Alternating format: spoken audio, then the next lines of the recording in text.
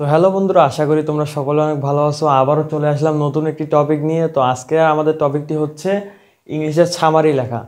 তো সামারিটা প্রধানত প্যাসেজ থেকে লিখতে হয়, এটা প্যাসেজেরই একটি অংশ ধরা যায়। তো সামারিটার মার্ক দিয়ে থাকে 5 মার্ক।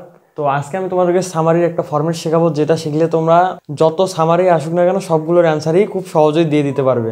তো সামারি লেখার কৌশলটা হলো প্রথমে তোমাদেরকে কোশ্চেন নাম্বারটা দিতে হবে। কোশ্চেন নাম্বার দেওয়া শেষে যে প্যাসেজটা চাইছে ওই সম্পর্কে লিখতে হবে। তো সামারি লেখার প্রথমে শুরুতেই তোমরা লিখবা, this is the passage which has been discussed about topic he was born. এখন হি ওয়াজ বোর্ন, যে যে ব্যক্তি সম্পর্কে চাইছে সামারিটা, সেই ব্যক্তির জন্মসাল লিখবা এখানে। হি ওয়াজ বোর্ন ধরো 1960 এরকম লিখে তারপরে প্যাসেজ থেকে তার সম্পর্কে, যে ব্যক্তি সম্পর্কে চাইছে সেই ব্যক্তি সম্পর্কে 2-1 লাইন লিখে দিবা প্যাসেজ থেকে।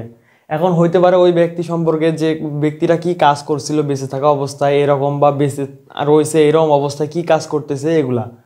তো এগুলো লেখা শেষে এখন লাস্ট টপিকে এসে the great man of all time. এখানে তোমরা দ্য গ্রেট ম্যান না লিখলেও, যদি ব্যক্তিটি সম্মানীয় ব্যক্তি হয়ে থাকে তাহলে দ্য গ্রেট ম্যান লিখবা, অফ অল টাইম। তো যদি ব্যক্তিটি সম্মানীয় হয়ে থাকে তাহলে the great man of all time had died, এটা লিখবা। আর যদি সে সম্মানীয় ব্যক্তি তেমন না হয় তাহলে ওটা লেখার দরকার নেই, তাহলে এটা এবং এটা ক্যান্সেল করে দিয়ে দ্য ম্যান হ্যাড ডায়েড, এখানে মৃত্যুর সালটা লিখবা। মৃত্যুর সালটা লেখার পরে তো এখানে লাস্ট স্টেপে, from this passage we can learn and know many things which will be useful our future life.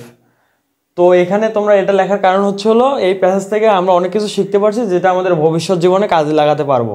আশা করি তোমরা ফুল ফরম্যাটটাই ভালোভাবে বুঝতে পারছো। তো এই ফরম্যাটে যদি তোমরা লেখো তাহলে 5-এ 5 পাওয়ার সম্ভাবনা নিশ্চিত থাকে।